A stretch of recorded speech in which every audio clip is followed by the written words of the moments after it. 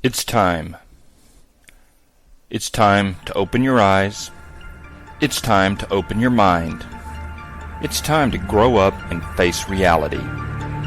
It's time to lock and load because it's MeatTrapper time.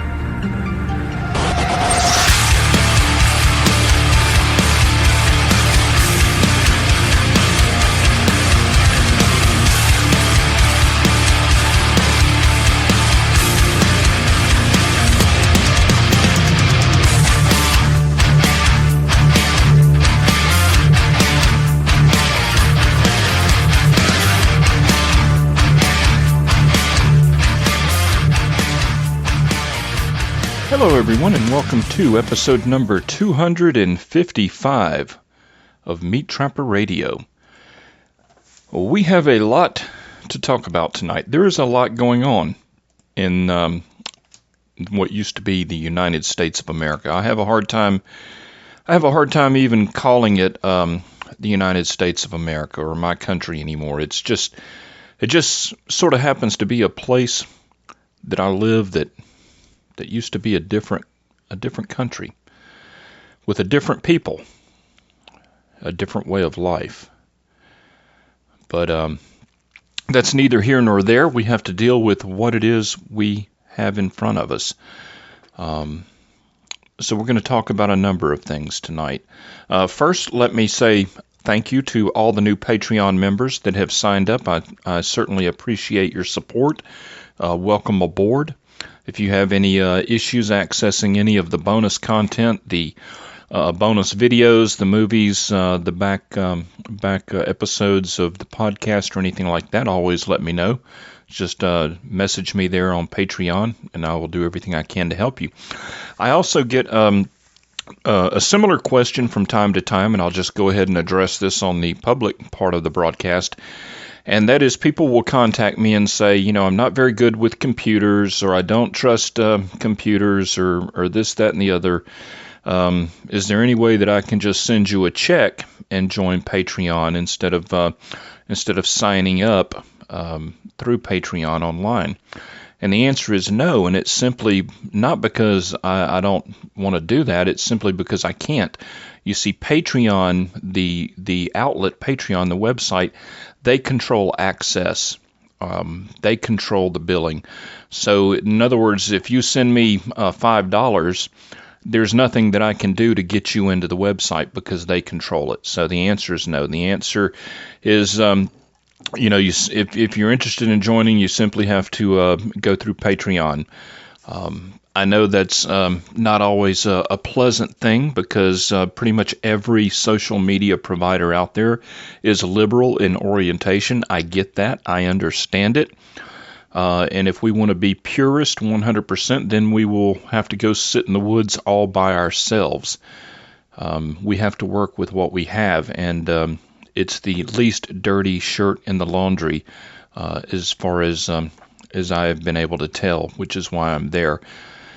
So anyway, I hope that explains that. And if you're really that worried about privacy, you need to wake up. You have no privacy, and it doesn't matter what website you go to or anything like that. All you have to do is look at what happened to Tucker Carlson just the other day, and you'll see. And I'll talk about that in a minute. But first, let me thank the show's sponsor, and that is southernsnares.com, Mr. Brian McKee. And he makes the best snares that I have ever used, which is why I use them myself rather than make them myself. Even though I know how to make them and I give demos on how to make them, I don't have the equipment he does, and I don't have the touch that he does. And that's the honest to God's truth. You can go on my YouTube channel and you can look at some of the pull tests that he did. And with professional equipment, the type of professional presses that he has, he can make snares where the ferrules on the crimp on the ferrules is so strong that the cable will snap before the ferrules will let loose, and that's saying a lot, especially when you have cables with several thousand pound breaking strengths. So anyway, if you're looking for snares or baits or lures, traps, or anything like that, please give southernsnares.com a chance.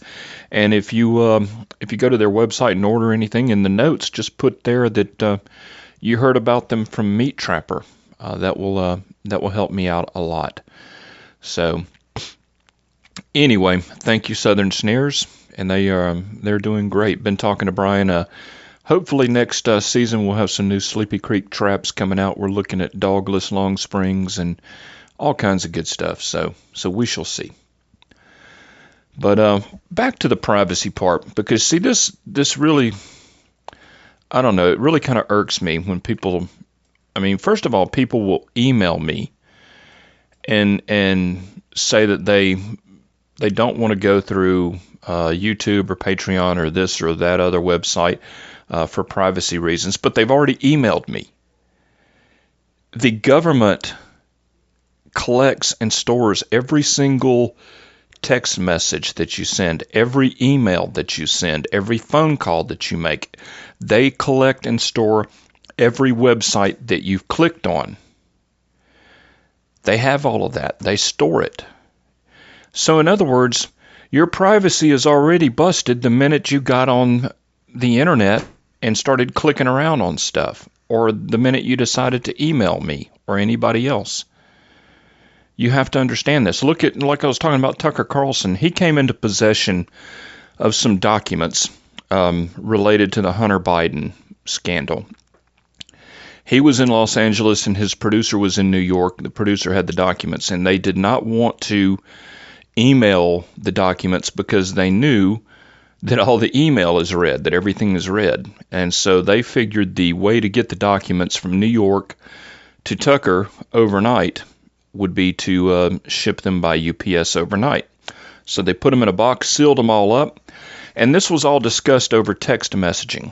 Okay, in other words, the producer said, hey, we've got these documents, we need to get them to you. Tucker said, overnight them to me by UPS, to this address. They put them in the mail.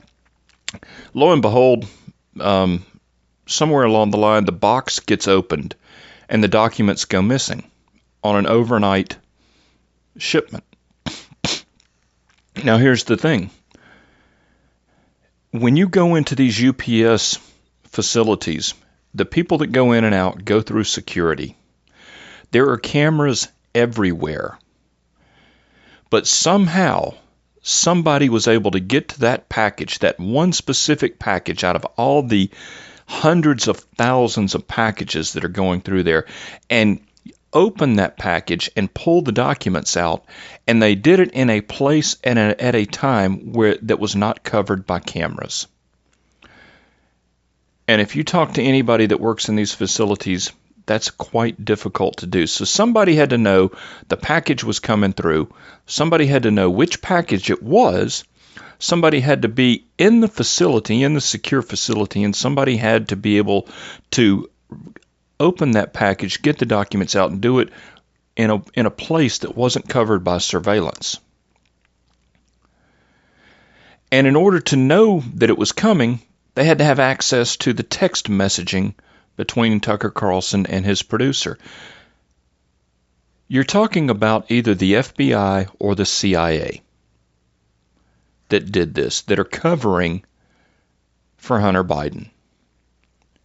Now, all of a sudden, they find the documents a few days later, but UPS will not reveal how they were found, where they were found, or anything else about it. But the bottom line is Tucker Carlson and his producer were trying to keep knowledge about what documents they had and what was on those documents secret. In other words, they didn't want other people to know what they had a hold of. Well, somebody found out what they had. Somebody wanted to know, and somebody found out, and that somebody had to have extreme power.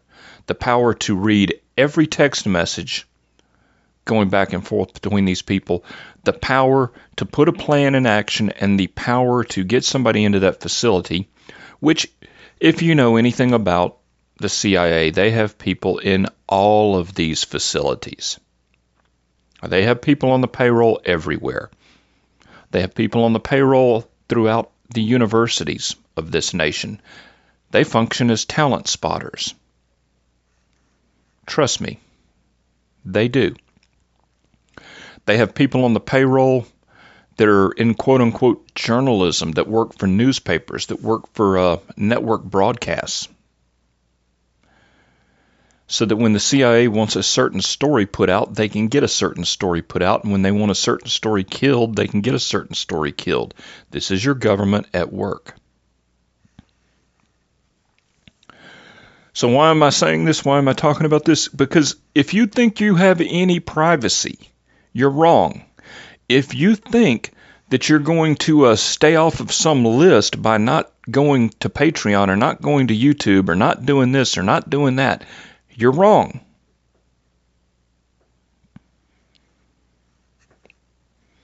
Grow up. Grow up. Think about just going through your daily life, how many times you're videotaped in one day.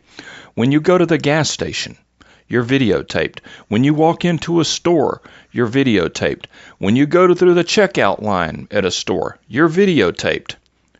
They advertise it. Go to Walmart, walk down certain aisles, and they have the cameras hanging down, and they have a flashing light telling you that you're on videotape. You walk up to the self-checkout line. There's a camera there. They're showing you exactly what they're recording, and they're recording a lot more. They have cameras that are recording everything that you scan across the little scanning plate. They've got all kind of stuff. When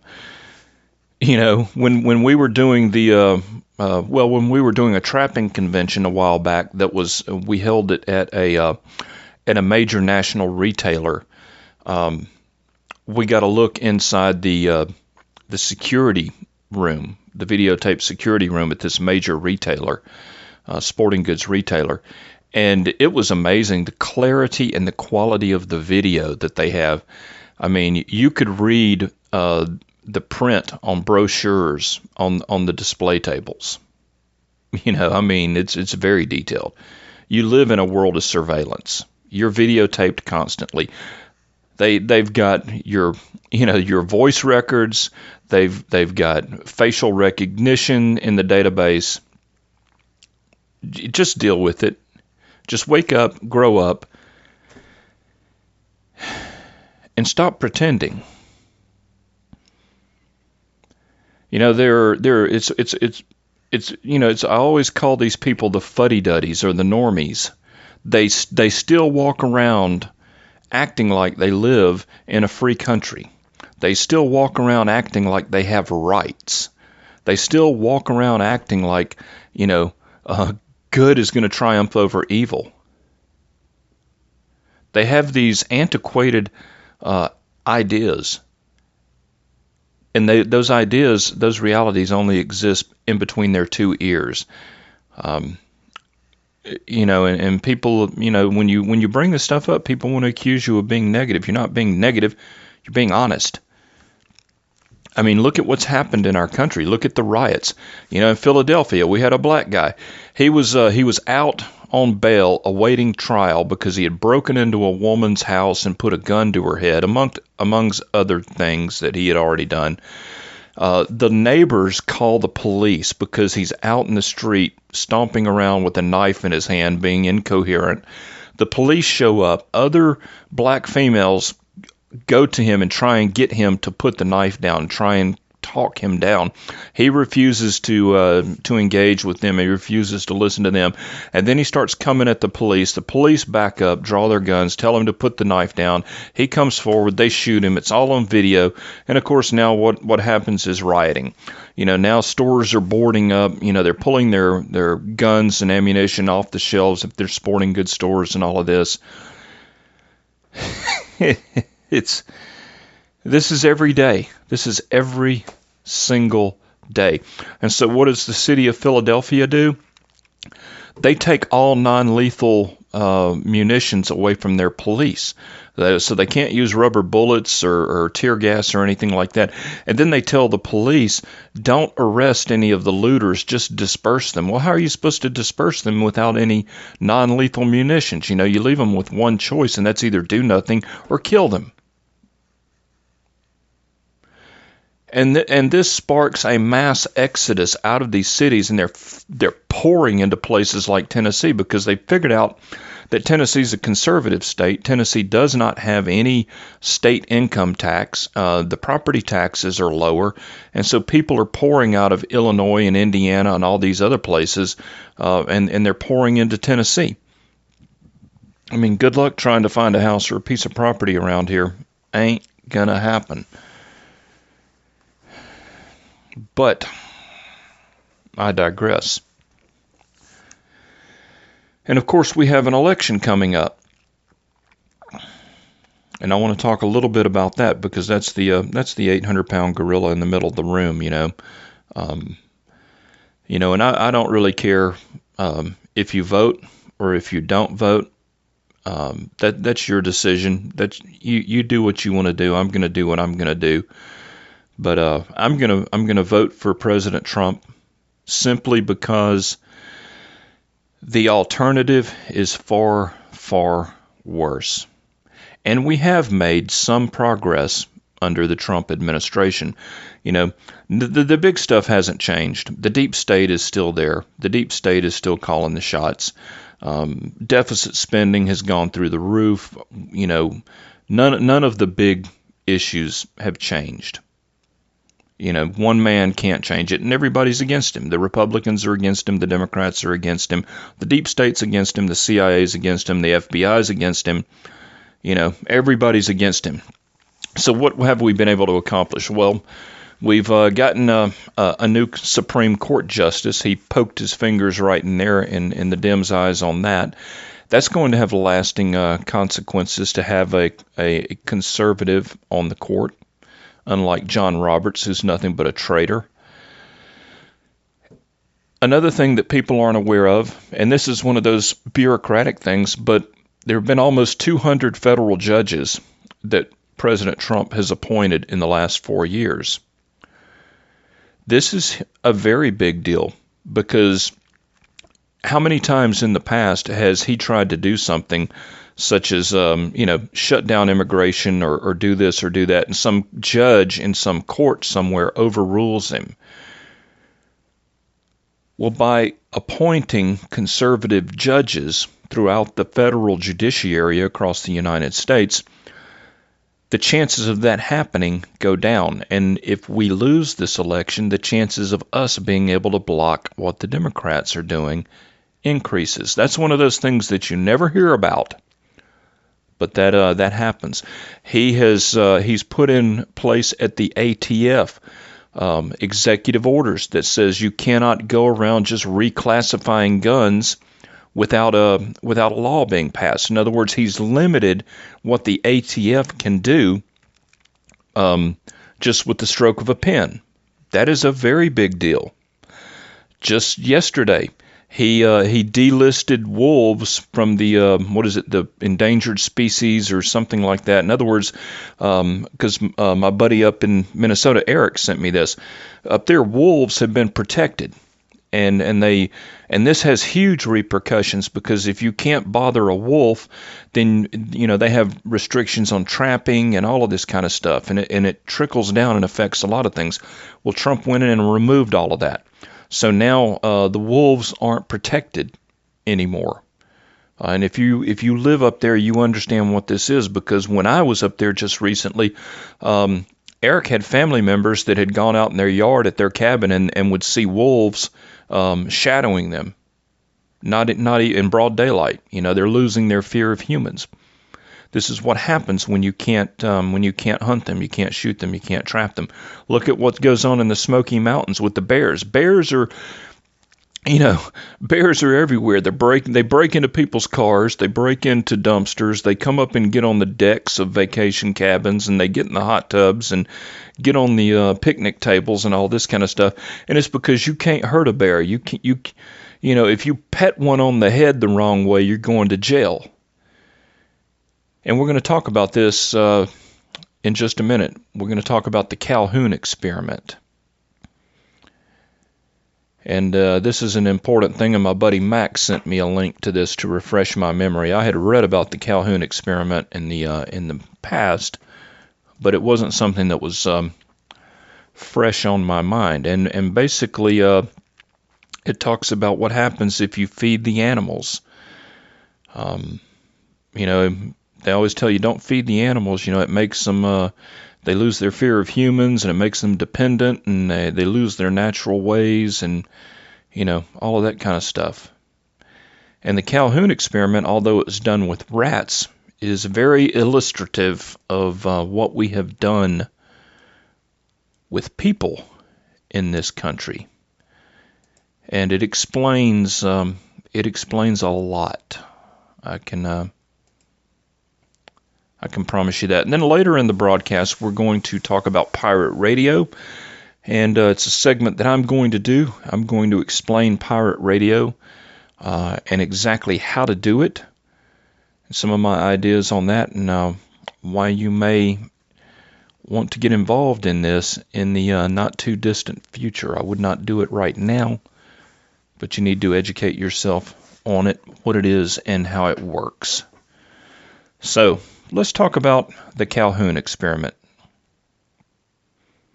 So what was the Calhoun experiment? There was a guy by the name of John B. Calhoun. He died in 1995.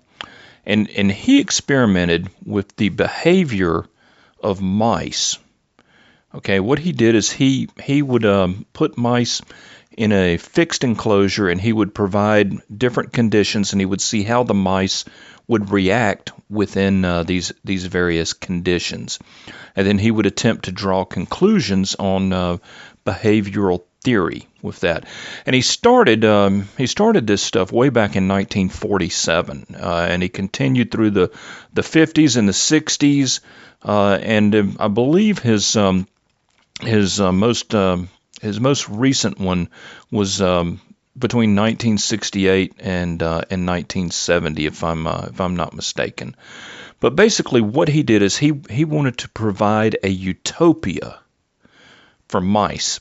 He wanted to give the mice everything that they could desire, to where they had everything they needed to be happy. And when he did that, the results were catastrophic.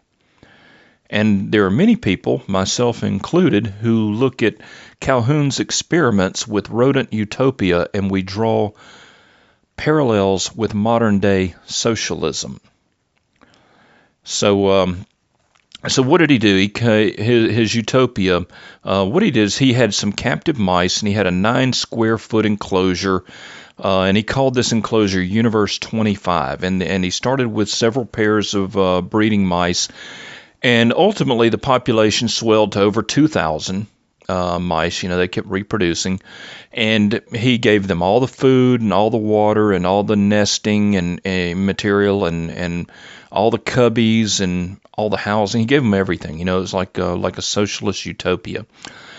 And then he watched what their behavior was, and it was very interesting. So what would happen is initially the mice would meet, they would mate, and then they would breed in large quantities. And then the population would sort of level off. Okay, and then after that, cliques would form in the mice, and there would be either passive or aggressive, hostile, antisocial behaviors. And eventually, the population of mice would become extinct, even though they had everything they needed to live. And so that was So that was pretty interesting. So to get into some of the details, with this plague-free environment, they had plenty of comforts. There was no predators. They had an unlimited supply of consumables, and so the mice would enjoy all the luxuries equivalent to a modern human's life. And so he started off with 4 pairs of healthy mice, and they were set loose in this enclosure to begin the new utopia. And so during the first 104 days, the striving period, as he called it, the mice adjusted to their new surroundings. They marked out their territory, and they began nesting and mating. And so once they sort of settled in, this was followed by the exploitation period, and so the population would double every 55 days. And so by the 315th day, Universe 25 contained 620 mice. And so they had these compartments. Each compartment could house up to 15 mice, and the enclosure was built for a capacity of 3,000 mice, so they had plenty of room. But most of the mice were crowding into select areas, and they were eating from the same food sources. So what he found was the act of eating, as it turned out, came to be viewed as a communal activity, and this caused most of the mice to favor the same few compartments, even though there was plenty of space. Now, during this huddling, this led to a drop in the mating, and the birth rate soon fell to a third of its former level. And then social imbalances started taking place. What happened was 1/3 of the mice emerged as socially dominant. In other words, you had 1/3 that rose to the top. They were the aggressive, dominant mice. The other 2/3 turned out to be less socially adept and submissive. And when this change in mouse behavior took place, their bonding skills, the traditional bonding and mating and family units between the mice went into a slow but irreversible decline. So by day 315, the disparities between the males of high and low status became more pronounced. Those at the bottom of the pecking order found themselves spurned from the females and withdrew from mating altogether. Having no roles to fulfill within the society of mice, these outcast males wandered apart from the larger groups and began eating and sleeping alone. Now, isn't that interesting? Talk about the beta males, the millennial snowflakes. Interesting, isn't it? So the alpha males, by contrast, became more aggressive and pugnacious, and they often launched into violence with no clear provocation or motive. At times, these male mice would roam around and indiscriminately rape other mice regardless of gender. Meanwhile, the beta males, those ranked between the aggressive alphas and the outcast omegas, they grew more timid and inert, and often wound up being the passive recipients of violence. In several instances, these bloodbaths ended with a cannibalistic feast for the victors. Isn't that interesting? You have one class of mice that are outcasts. They just go off by themselves. And then you have a dominant class, and then you have the secondary class, and these are the dominant class just engages in criminal behavior without any provocation and does whatever they want to the lower class. In other words, it's like you've seen the knockout games where people will walk up to an old 70-year-old woman and just knock her out for no reason. I mean, the parallels are amazing to me. And so, with male mice abandoning their traditional roles in Universe 25, the females were left to fend for their nests. Consequently, many females adopted more aggressive forms of behavior, which would sometimes spill over into violence towards their young. Others would refrain from motherly duties altogether, banishing their unraised litters and withdrawing from further mating, resulting in serious consequences. In some of the compartments, the infant mortality rate topped 90%. And Calhoun attributed this behavior to the breakdown of social roles. Now, isn't that interesting? You have the females that have to end up being single moms. The mice, female mice, had to be single mom mice. And many of them just abandoned their little mice. Some of them got violent towards their little mice instead of being loving and nurturing. We don't see anything like that in our current society, do we? We don't have any single moms. We don't have any women that abuse their children. No, we don't have anything like that. Do you see the parallels? So by day 560, the population increase had ceased as the mortality rate hovered at near 100%. This marked the start of the death phase, also known as the die-in period, in which the rodent utopia slid towards extinction. Amidst the violence, hostility, and lack of mating, a younger generation of mice reached maturity, having never been exposed to examples of normal, healthy relations. With no concept of mating, parenting, or marking territory, this generation of mice spent all of their hours eating, drinking, and grooming themselves.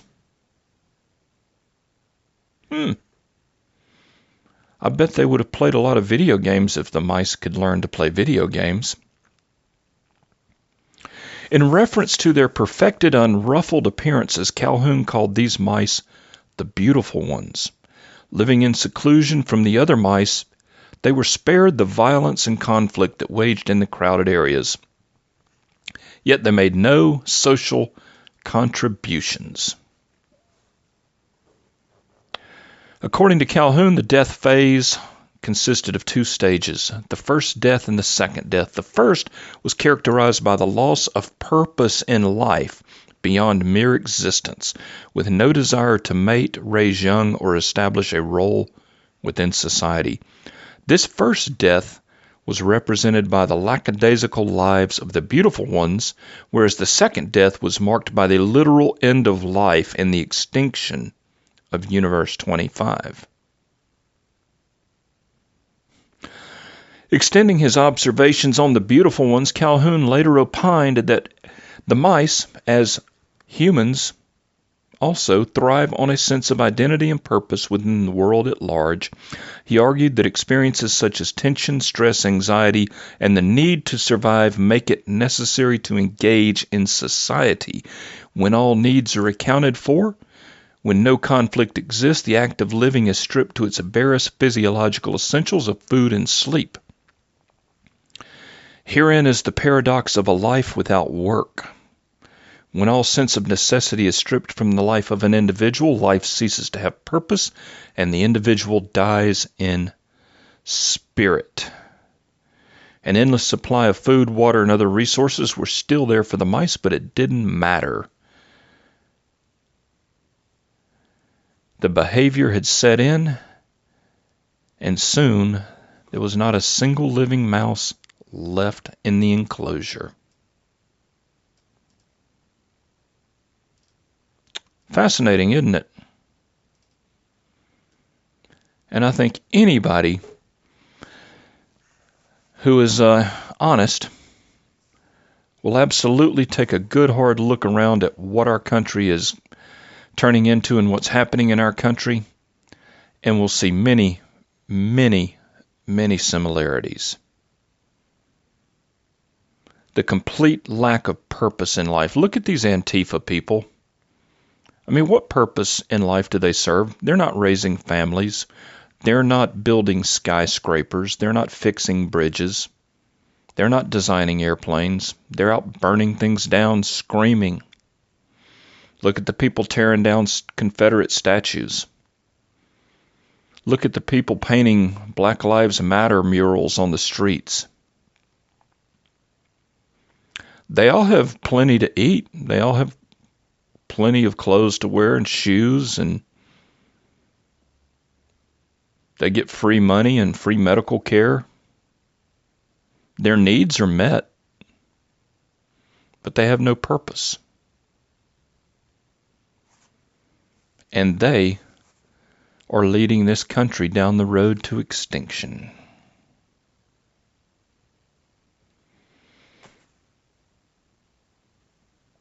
So, if you're a Patreon member, stay tuned, because on the second half of tonight's show, I'm going to offer some solutions.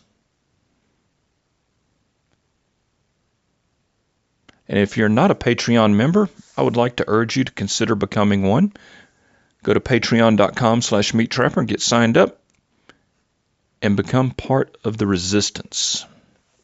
Thanks for listening. We'll see you next time. And if you're a member, stay tuned.